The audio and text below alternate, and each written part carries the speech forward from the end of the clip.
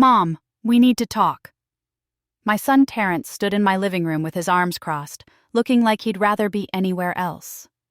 My daughter Charlene sat on my good couch, the one I'd saved up 3 years to buy, scrolling through her phone like I wasn't even there. I set down my coffee cup. 68 years old, and I could still feel trouble coming like thunder before a storm. "What is it, baby?" I asked, even though the look on his face already told me I wasn't going to like it. Charlene finally looked up from her phone. "Mom, Terrence and I have been talking, and we think it's time." "Time for what?" "Time for you to stop living alone." Terrence walked over and sat down like he was about to deliver a speech he'd practiced. "You're not getting any younger, and this house is too much for you to handle." I blinked. "Too much for me to handle? I cleaned this whole house top to bottom yesterday, cooked Sunday dinner for 12 people last week, including both of you and your families." "That's exactly the problem," Charlene said, not even having the decency to look ashamed. "You're doing too much. We've found a wonderful facility, Sunset Gardens. It's beautiful, Mom. They have activities, nurses on staff 24/7, and—" "You want to put me in a nursing home?" The words came out flat, emotionless. Inside, my heart was hammering against my ribs. "It's not a nursing home, it's a senior living community," Terrence corrected, like that made it better. "And here's the thing, your house has gotten really valuable. This neighborhood is hot right now. We could sell it and use that money to pay for your care." It makes sense financially. There it was, the real reason. "You want to sell my house?" "It's for the best," Charlene said, standing up. "We've already scheduled a tour for this Saturday. Just come look at it. You'll love it, I promise." I looked at my 2 children, the babies I'd raised by myself after their father walked out, the kids I'd worked double shifts at the hospital to put through college, the ungrateful adults who now wanted to warehouse me away so they could cash in on my home. "Fine," I said quietly, letting my shoulders slump. "I'll go look at it." The smile that spread across Terrence's face made my stomach turn. "That's great, Mom. You're making the right choice. We'll pick you up Saturday at 10.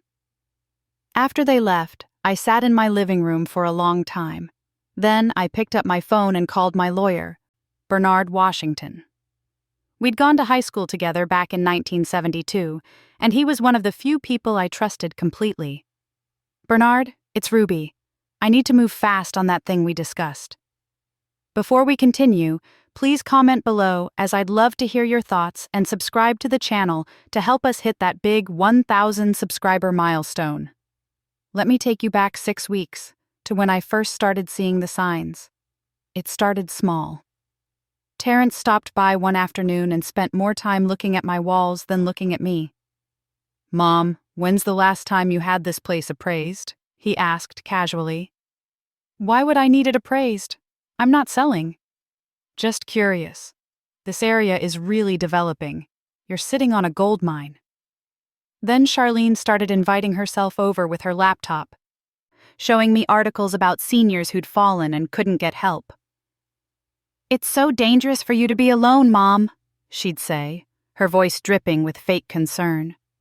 My grandbabies, Zion and Amara, told me a different story when I picked them up from school one day. "Mama and Daddy keep talking about your house," 8-year-old Amara whispered while we made cookies. "They said when you move to the old people place, they're gonna get lots of money." That's when I knew. My children weren't worried about me. They were worried about their inheritance, and they didn't want to wait for me to die to get it. I'd bought this house in 1985 with money I'd saved working as a nurse for 15 years. 3 bedrooms, 2 bathrooms, a backyard where I'd pushed my babies on swings and hosted countless barbecues. I'd raised Terrence and Charlene here alone after my husband Leonard decided his secretary was more exciting than his family. Every mortgage payment, every repair, every improvement, I'd done it by myself. This wasn't just a house. It was my freedom, my security, my proof that I didn't need anyone to take care of me. And now my own children wanted to take it away. But Ruby Holloway didn't raise no fools, and she definitely didn't raise herself to be one either. I'd been smart with money my whole life. The house was paid off. I had a healthy retirement account. And 6 months ago, when my friend Paulette mentioned that Sunset Gardens nursing home was up for sale, something clicked in my mind. The owner was retiring and wanted out. The price was steep, $8 million. But the facility was profitable, sitting on prime real estate, and had a waiting list a mile long. I'd called Bernard that same day. "Can I afford this?" He'd run the numbers. With my savings, my retirement account, and the equity in my house, I could swing it. Barely. But it would take everything. "Ruby, are you sure about this?" Bernard had asked. "This is your entire nest egg." "I'm sure. Draw up the papers." I'd closed on Sunset Gardens 3 weeks ago. The previous owner had agreed to stay on as a consultant for a month to help with the transition, and I'd hired a management company to run the day-to-day operations. My plan was to move into one of the luxury condos I'd bought last year in that new development by the beach, the one Charlene had said was too fancy for someone like me. The irony was delicious. My children wanted to put me in a nursing home and sell my house. They didn't know I'd already sold the house and bought the nursing home. When Saturday came, Terrence and Charlene picked me up right on time. I'd dressed in my oldest clothes and put on my saddest face. "You okay, Mom?" Charlene asked as we drove.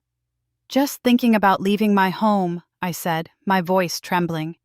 It wasn't entirely an act. I would miss that house. But I'd miss my freedom and dignity a whole lot more if I let them win. Sunset Gardens was beautiful. Manicured lawns, a pond with ducks, buildings that looked more like a resort than a nursing home. We pulled up to the main entrance, and I felt a flutter of pride. This was mine. All mine. The director, Gerald Preston, was waiting at the door. I'd met with him twice already, but he played his part perfectly. "You must be Mrs. Holloway," he said warmly, shaking my hand. "We're so pleased to have you tour our facility today." Terrence and Charlene beamed like they'd just won the lottery.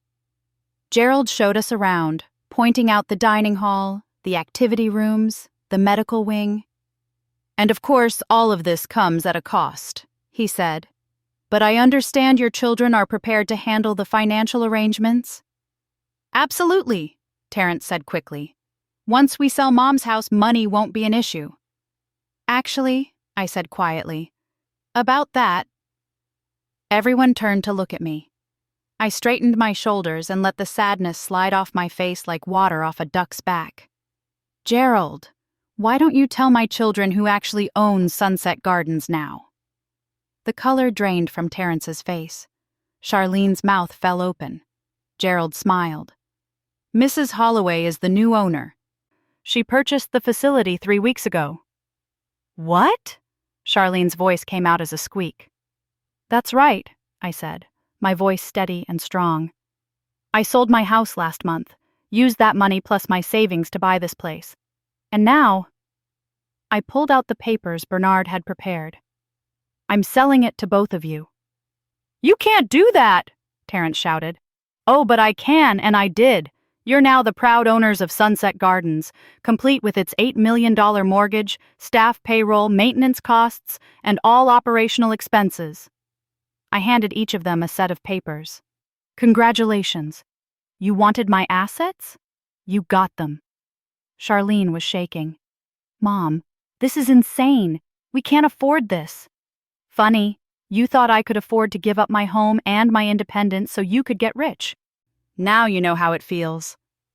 I turned to Gerald. "I'll be moving into my beachfront condo next week. These two will handle all facility matters going forward." "You're leaving us with a nursing home?" Terrence's voice was getting higher and higher. "No, baby. I'm leaving you with a choice. You can keep it and figure out how to run it, or you can sell it and try to break even on the mortgage I've transferred to your names. Either way, you'll learn what it means to actually work for something instead of waiting around for your mama to die so you can cash in." I turned to walk out, my head held high. Behind me, I could hear Charlene starting to cry and Terrence yelling something about lawyers, but I didn't look back. Ruby Holloway was done raising children. It was time to raise her own happiness instead. The real fireworks were just beginning, though, Because what my children didn't know was that I'd made sure the mortgage papers were ironclad, and there was no backing out without losing everything they'd put up as collateral, including their own homes. Bernard had outdone himself. And I'd learned something important. The best revenge isn't hot. It's calculated, it's legal, and it's absolutely devastating. As I walked out of Sunset Gardens, my phone rang.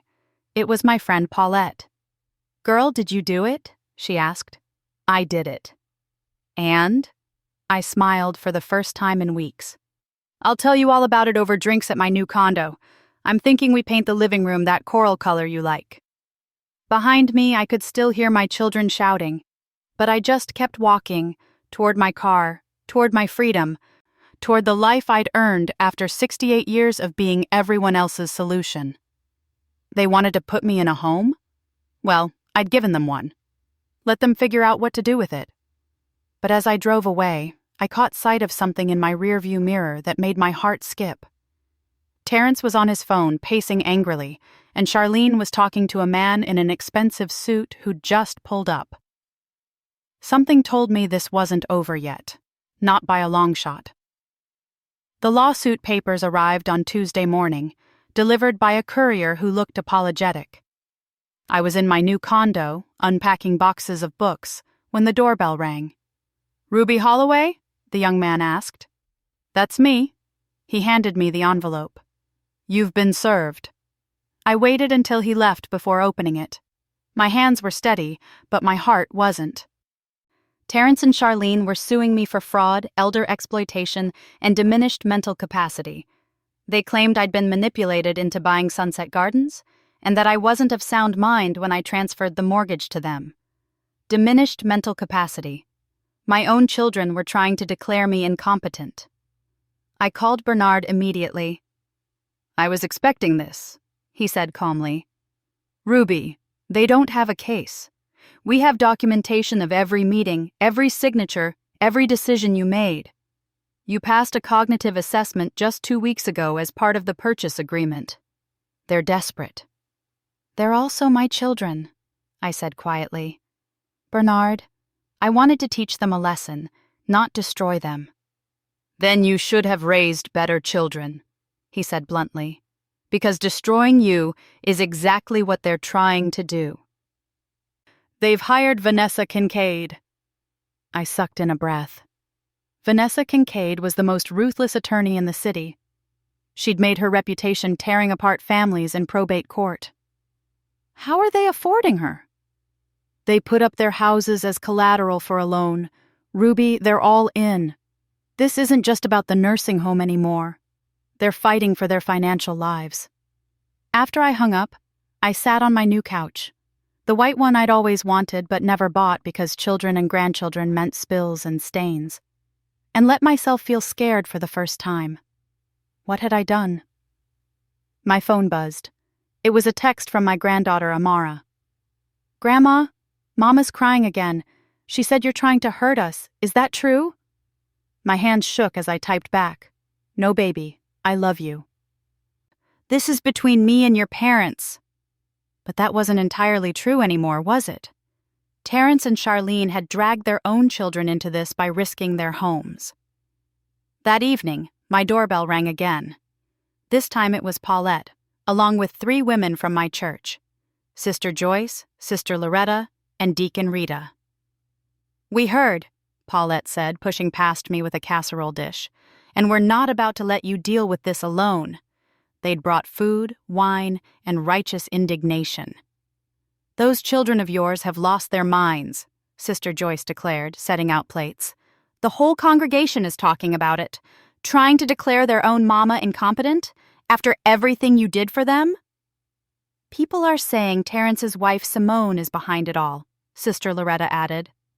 "Apparently she's been pressuring him for years to get money out of you. She wants a bigger house." "And Charlene's husband Drake?" Deacon Rita shook her head. "He's got gambling debts. Word is he owes some dangerous people serious money." I set down my fork. "How do you know all this?" "Baby, this is the Black community. We know everything," Paulette said. "Drake's been seen at that illegal poker house on Fletcher Street. He's in deep. Suddenly, things started making sense. This wasn't just about greed. My children were being squeezed by their spouses, and they'd decided the solution was to squeeze me. There's something else, Sister Joyce said carefully. Vanessa Kincaid is subpoenaing your medical records. All of them. She's going to argue that your diabetes and blood pressure medications affect your judgment. That's ridiculous. Half the people over 60 are on those medications. We know that, but she's building a narrative, and Ruby... Sister Joyce looked uncomfortable. She's talking to your old supervisor from the hospital, the one you had that conflict with before you retired. Dorothy Chen. We'd butted heads for years over patient care. She'd wanted to cut costs. I'd wanted to protect patients. She'd made my last year at work miserable. She'll say anything to make me look bad, I muttered. Which is why we're going to fight back, Deacon Rita said firmly. Pastor Williams wants to write a letter to the court about your character, and we're going to pack that courtroom with people who know the real you. I felt tears prick my eyes. You'd do that for me? Ruby, you held my hand when my son was in the ICU, Sister Joyce said. You paid for Paulette's mother's funeral when she didn't have the money. You've been there for all of us. Now we're here for you. The preliminary hearing was set for 2 weeks out. Bernard assured me it was just a formality, but I couldn't shake the dread in my stomach. The night before the hearing, I couldn't sleep. I kept thinking about Zion and Amara, about how this would affect them. Around midnight, I heard a soft knock on my door. I looked through the peephole and gasped. It was Amara and Zion, standing in their pajamas. I threw open the door. What are you doing here? Does your mama know where you are? We snuck out, Zion said. He was 12 and trying to look brave, but his voice shook. Grandma, we heard them talking. Dad and Uncle Terrence are planning something for tomorrow. They're going to bring a doctor who's going to say you're confused and can't make decisions. They're going to try to take your rights away, Amara added, her eyes full of tears. Grandma, we know you're not sick. We know you're the smartest person ever. But they're really going to try. I pulled them both into a hug, my heart breaking. Babies, I need to get you home before your parents realize you're gone. We wrote something, Zion said, pulling out a folded piece of paper. For the judge. We want to tell them the truth about you. I unfolded the paper and read their childish handwriting describing how I helped with homework, took them to museums, taught them to cook, played chess with Zion, and braided Amara's hair. At the bottom, they'd written, Our grandma is the strongest, smartest person we know. She's not confused, she's not sick, she's just done letting people use her. I was crying now, really crying. You can't testify. I won't put you in the middle of this. We're already in the middle, Amara said wisely, and we choose you. After I called Charlene, who hadn't even realized they were gone, and drove them home to a screaming match I could hear from the driveway, I sat in my car and made a decision. If my children wanted a war, I'd give them one. But I'd do it my way. The courtroom was packed the next morning. True to their word, my church family filled 3 rows. Bernard had dressed me conservatively, a navy suit, pearls, my hair styled elegantly. I looked like exactly what I was, a dignified, intelligent woman who knew her own mind. Vanessa Kincaid was everything I'd heard, sharp suit, sharper eyes, and a smile that never reached above her teeth. Your Honor, she began, we're here today because a vulnerable elderly woman was taken advantage of, by herself. Mrs. Holloway made an impulsive, irrational decision to purchase a nursing home facility, draining her entire life savings and transferring an enormous debt to her children without their knowledge or consent. The transfer was legal and properly documented, Bernard countered. Mrs. Holloway is a retired nurse with 40 years of experience making complex medical and financial decisions. She's being punished by her children for refusing to let them exploit her. Exploit her? Vanessa's voice dripped with disbelief. They were trying to ensure she received proper care in her declining years. Declining years? Bernard pulled out a folder. Mrs. Holloway recently completed a 5K charity run, scored in the 98th percentile on cognitive function tests, and manages her own investments. The only thing declining is her patience with children who saw her as a retirement plan. The judge, an older black woman named Constance Ivory, looked intrigued. Ms. Kincaid, what evidence do you have of diminished capacity? We have statements from co-workers describing erratic behavior before her retirement. That was 7 years ago, Bernard interrupted. And we have medical records showing she takes medications that can affect judgment. So do millions of Americans, Judge Ivory said dryly. Is that all? Vanessa hesitated. We also have evidence that Mrs. Holloway has been isolated from her family, possibly under the influence of outside parties encouraging her to make these decisions. Outside parties? Bernard looked genuinely confused. Your Honor, Mrs. Holloway made these decisions with her attorney, me, whom she's known for 50 years. She's surrounded by a loving church community and friends. The only isolation she's experienced is from children who stopped visiting unless they wanted something. That's not true. Terrence stood up from his seat. We love our mother. Sit down, Mr. Holloway, Judge Ivory said sharply.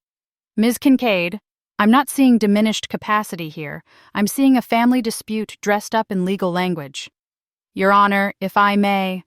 Vanessa pulled out another document. We have evidence that the mortgage transfer was fraudulent. The children's signatures were forged. The courtroom erupted. Bernard went pale, and I felt my world tilt sideways, because I knew those signatures weren't forged. I'd watched Terrence and Charlene sign the papers themselves when Gerald explained they were facility partnership agreements. They'd been so eager to be involved in managing what they thought would be my residence that they'd signed without reading the fine print. But Vanessa had found something, some technicality, some loophole. These signatures were witnessed by a Gerald Preston, who we've discovered is facing fraud charges in another state under a different name. Vanessa continued smoothly. Any documents he witnessed are potentially invalid. My stomach dropped. I looked at Bernard, who looked like he'd been punched. Judge Ivory studied the papers. This is a serious allegation. Mr. Washington, did you vet the witnesses? Bernard started, but I could see the horror on his face. He hadn't. Gerald had been recommended by the previous owner. We'd trusted him. Your Honor, Vanessa said, moving in for the kill. We're requesting an immediate freeze on all assets related to this transaction, a full investigation into Mrs. Holloway's decision-making capacity, and temporary conservatorship to be granted to her children pending the outcome. The words hit me like a physical blow. Conservatorship. They were going to take away my rights, my freedom, everything I'd fought for. Judge Ivory looked at me for a long moment. Mrs. Holloway, do you understand what's being alleged here? I stood up, ignoring Bernard's hand trying to pull me back down. Your Honor, I understand that my children are trying to paint me as a confused old woman who doesn't know her own mind. I understand that they hired a lawyer who's dug up dirt to make me look incompetent. But I also understand this. I am 68 years old. I worked for 40 years as a nurse, saving lives while raising 2 children alone. I bought a house by myself, paid it off by myself, and built a good life by myself. And when my children decided I was worth more to them as a real estate transaction than as a mother, I made a choice. Maybe it was harsh, maybe it was extreme, but it was my choice, made with a clear mind and a broken heart. The courtroom was silent. Now they want to take away my right to make choices because they don't like the consequences of their own greed, I continued, my voice shaking but strong. Your Honor, if being smart enough to outmaneuver people who want to use you is a sign of diminished capacity, then I'm guilty. But I'm not confused. I'm not incompetent. I'm just done being everybody's bank account and nobody's priority. Judge Ivory's expression was unreadable. This court will take a 30-minute recess. When we return, I'll issue my ruling. As the bailiff called the recess, Vanessa Kincaid smiled at me. It was the smile of someone who knew they'd already won. Terrence and Charlene wouldn't look at me, but I caught a glimpse of Simone, Terrence's wife, and she was smiling too. Paulette grabbed my hand. "Ruby, whatever happens—" "I know," I said. But inside I was terrified. Bernard pulled me into the hallway. "Ruby, I'm so sorry. I should have checked Gerald's background more carefully."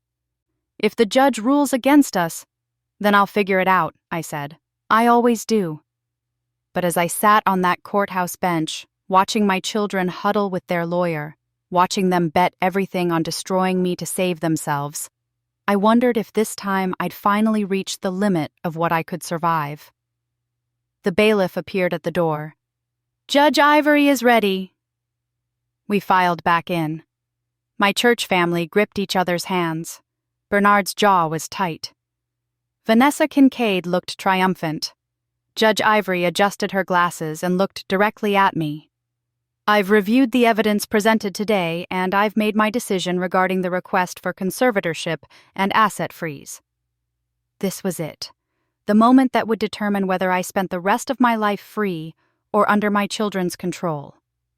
"However," Judge Ivory continued, "before I announce my ruling, there's someone who's requested to address the court. She's not on the witness list, but given the nature of her testimony, I'm allowing it." The back door of the courtroom opened, and the woman who walked in made my blood run cold. It was Simone's mother, Gloria Wright, the woman Terrence had kept me away from for years, claiming she was too judgmental and didn't like family drama. But the look on Simone's face told me everything I needed to know. This wasn't going to help my children's case. This was going to destroy it. "Mrs. Wright," Judge Ivory said, "please approach the bench." And as Gloria Wright walked past my children's table, she didn't look at them at all. She looked at me. And she mouthed 2 words. "I'm sorry." Gloria Wright took the witness stand with the kind of dignity that comes from carrying heavy truths for too long. She was a small woman, maybe 5'2", but when she spoke, her voice filled the entire courtroom.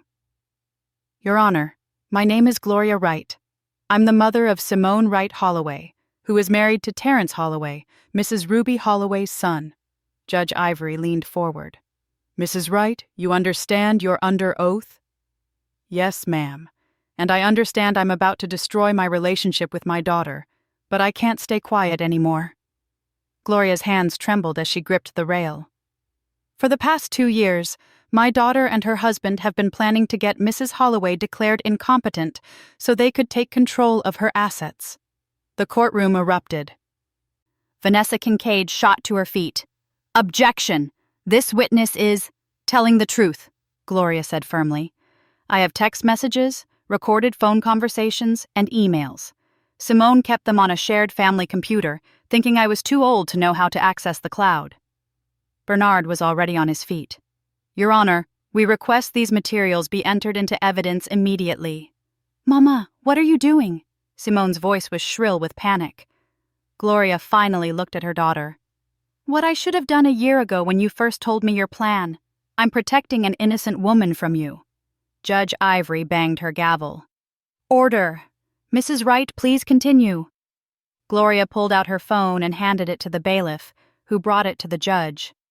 2 years ago, Simone and her husband Terrence began researching how to have an elderly parent declared incompetent.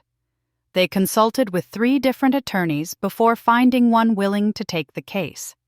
They specifically looked for vulnerabilities they could exploit: Mrs. Holloway's medications, her age, her decision to buy the nursing home. "That's a lie," Terrence shouted, but his face had gone gray. "Terrence, sit down," Judge Ivory commanded. "Mrs. Wright, you said there were recordings?" "Yes, Your Honor. Simone thought she was being smart, documenting everything in case they needed leverage later. She didn't think about what would happen if someone else found the recordings." Gloria's voice cracked. "I found them 3 months ago. I heard my daughter and son-in-law laughing about how they were going to finally get what they deserved from Mrs. Holloway. They called her a stubborn old woman sitting on a fortune. They joked about putting her in the cheapest nursing home they could find and pocketing the difference. I felt like I couldn't breathe. Hearing it laid out like this, in cold legal terms, was somehow worse than experiencing it. "There's more," Gloria continued. "Drake Patterson, Charlene's husband, has gambling debts totaling over $200,000. He owes money to loan sharks who've threatened his family. Charlene knew about the debts when she agreed to this plan. They were desperate." Charlene was crying now, her face buried in her hands. Drake had gone pale, his eyes darting toward the exit like he was considering running. Bernard approached the witness stand. "Mrs. Wright, why didn't you come forward sooner?" Gloria's eyes filled with tears. "Because she's my daughter. I kept hoping she'd come to her senses. But then I heard she'd put up her house as collateral to hire Ms. Kincaid. She was willing to make her own children homeless to destroy a good woman. I couldn't let it continue." "Your Honor," Vanessa Kincaid said, her voice tight, "I'd like to request a recess to consult with my clients." "I'm sure you would," Judge Ivory said coolly. "Request denied. Mrs. Wright, these recordings and messages, do they prove that Mr. and Mrs. Holloway knew exactly what they were signing when they agreed to the mortgage transfer?" "Yes, ma'am. There are emails between Terrence and Simone discussing the partnership agreement Gerald Preston presented. They knew it was a mortgage transfer. They signed it willingly because they thought they were getting ownership of the nursing home, which they planned to sell immediately for profit. They only changed their story when they realized Mrs. Holloway had outmaneuvered them." The judge turned to Vanessa. "Ms. Kincaid, do you have any questions for this witness?" Vanessa looked at her clients, who were both avoiding her eyes. "No, Your Honor." "Then let's talk about Gerald Preston," Judge Ivory continued. "Mrs. Wright, do you know anything about these fraud charges Ms. Kincaid mentioned?" Gloria actually smiled. "Yes, Your Honor. My daughter hired a private investigator to dig up dirt on everyone involved in the nursing home purchase. The fraud charges are from a case of mistaken identity. There's a Gerald Preston, with a middle initial T, who's facing charges in Nevada. The Gerald Preston who works at Sunset Gardens has a middle initial J. Simone knew they were different people, but told Ms. Kincaid to present it anyway, hoping no one would check." The silence in the courtroom was deafening. Judge Ivory looked at Vanessa Kincaid. "Did you verify this information before presenting it to the court?" Vanessa's face had gone white. "Your Honor, I relied on information provided by my clients." "Then you relied poorly." Judge Ivory turned to Terrence and Charlene. "Mr. and Mrs. Holloway, stand up." They stood slowly, like prisoners awaiting sentencing. "I've heard enough," Judge Ivory said. "The request for conservatorship is denied. The request for an asset freeze is denied. Furthermore, I'm referring this case to the District Attorney's Office for possible perjury charges. You attempted to defraud this court and your own mother." "Your Honor, please," Charlene started, but the judge held up her hand. "I'm not finished. The mortgage transfer stands as legally binding. You signed those documents willingly, and you will honor them. If you cannot afford the payments, I suggest you sell the facility or work out a payment arrangement with your mother. Though given what I've heard today, I doubt she owes you any favors." Judge Ivory turned to me. "Mrs. Holloway, I apologize that you were subjected to this. You are clearly a competent, intelligent woman who made a difficult choice in response to your children's betrayal. This court finds no evidence of diminished capacity, fraud, or any wrongdoing on your part." I felt Paulette grab my hand. Sister Joyce was crying. Bernard looked like he might pass out from relief, but Judge Ivory wasn't done. "However, I'm troubled by something else I've seen today. Mr. Holloway, Mrs. Patterson, you have children, Zion and Amara, ages 12 and 8, if I'm reading these documents correctly?" "Yes, Your Honor," Terrence said quietly. "You put your homes up as collateral knowing you couldn't afford this lawsuit. You risked making your own children homeless in pursuit of your mother's money. What kind of parents do that?" No one answered. "I'm ordering family counseling for all parties," including the minor children, to be paid for by Mr. Holloway and Mrs. Patterson. I'm also ordering that Mrs. Ruby Holloway be given unrestricted visitation rights with her grandchildren, and that any attempt to use those children as leverage will result in contempt charges. Are we clear? Yes, Your Honor, they mumbled. This court is adjourned. The gavel came down, and it felt like the sound of freedom. Paulette threw her arms around me. Sister Joyce, Sister Loretta, and Deacon Rita surrounded us, creating a wall of love and support. Bernard was shaking his head in disbelief, a huge smile on his face. We won, he kept saying. Ruby, we won. But I wasn't looking at them. I was looking at my children. Terrence had his head in his hands. Charlene was still crying. Simone had rushed out of the courtroom the moment the judge finished speaking, with Gloria hurrying after her.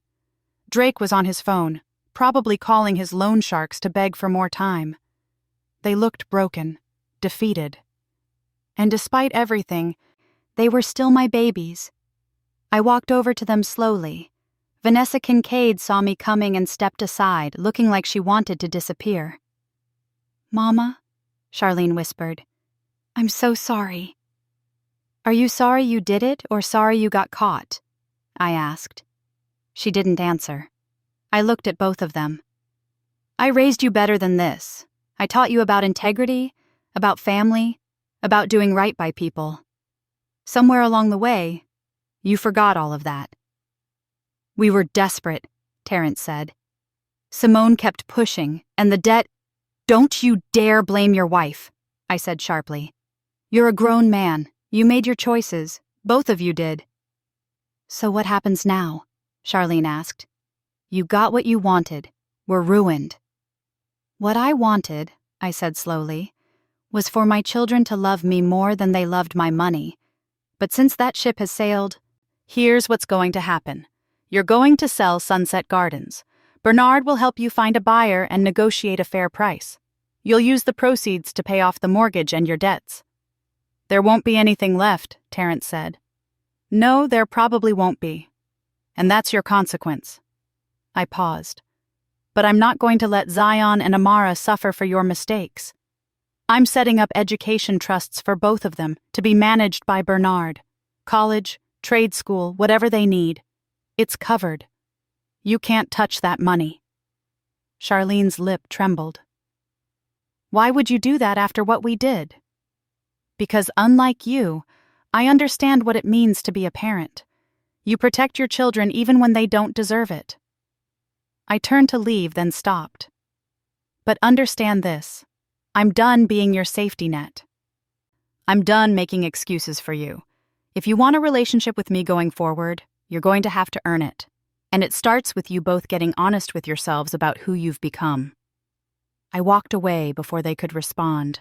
My church family surrounded me again, ushering me out of the courthouse and into the bright afternoon sunshine. Where to? Paulette asked. Your place? We could celebrate. Actually, I said, I need to make a stop first. 20 minutes later, we pulled up to Terrence's house. Zion and Amara were sitting on the front steps, clearly waiting for news. When they saw me get out of the car, they both ran toward me, almost knocking me over with the force of their hugs. Did you win, Grandma? Amara asked. We won, I said. All of us. Does that mean we can still see you? Zion asked. Baby, wild horses couldn't keep me away from you. I knelt down so I was at their level.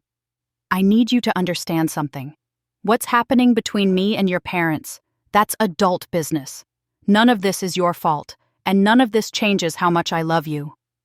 Mama said we might have to move, Amara said quietly. She said we might lose the house. You're not going to lose the house, I promised. I'm going to make sure of that. But things are going to be different for a while. Your parents made some mistakes, and they're going to have to work hard to fix them. We know, Zion said. We heard them talking last night. Dad was crying. That hit me hard. Terrence, my strong, stubborn son, crying. Your dad is going to be okay, I said. And so is your mama. But they need to learn some lessons. And that's not always comfortable.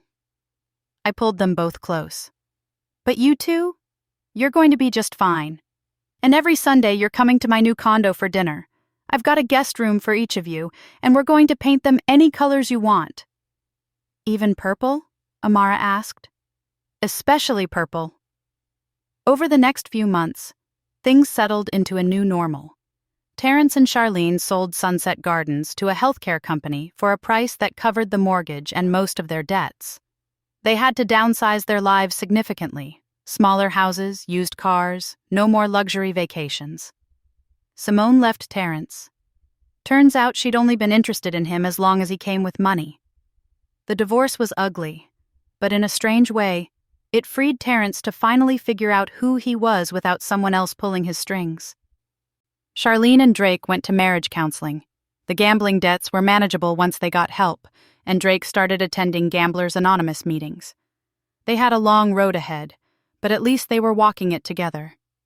As for me, I woke up every morning in my beachfront condo, made coffee on my balcony, and watched the sunrise over the water. Paulette had moved into the condo next door, and we spent our days doing exactly what we wanted: painting, reading, traveling, laughing.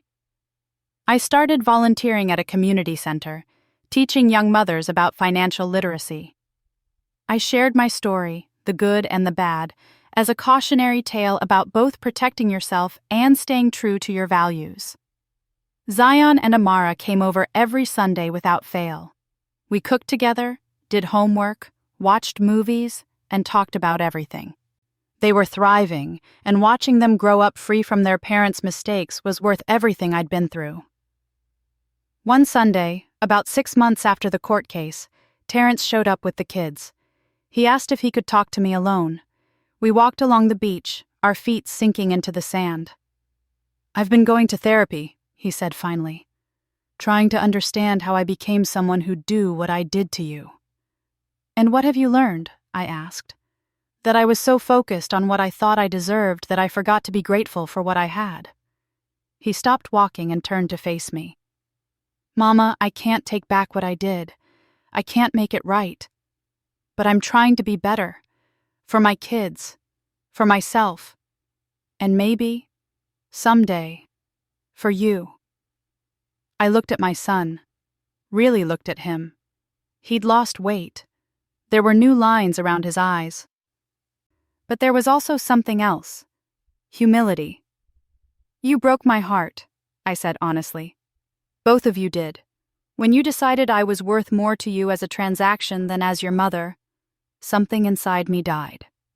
"I know," he whispered. "But here's the thing about hearts," I continued. "They're surprisingly resilient. They can break and heal and break again. And if you're really committed to being better, if you're really going to do the work, then maybe someday we can rebuild what was lost." "I'd like that," he said, "more than anything." "Then show me. Not with words, but with actions. Show your children what it means to have integrity. Show them how to value people over money. Show them how to be better than we were." He nodded, tears streaming down his face. "I will. I promise." We walked back to the condo in silence. But it was a different kind of silence than before. This one held possibility. That evening, after everyone had left, I stood on my balcony watching the sunset paint the sky in shades of coral and gold. My phone buzzed with a text from Charlene. "Thank you for the kids' college funds. We don't deserve your kindness." I typed back, "You're right, you don't. But they do.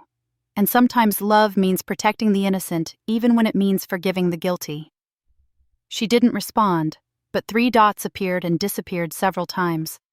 I could picture her on the other end, trying to find words for something that couldn't be easily expressed. Finally, a simple message came through. "I love you, Mama. I'm going to spend the rest of my life trying to deserve it." I smiled and set down my phone. Ruby Holloway had survived a lot in her 68 years: abandonment, poverty, racism, heartbreak, betrayal. But she'd also experienced joy, love, community, and triumph. My children had tried to put me in a home. Instead, I'd taken control of my own destiny, fought for my freedom, and won.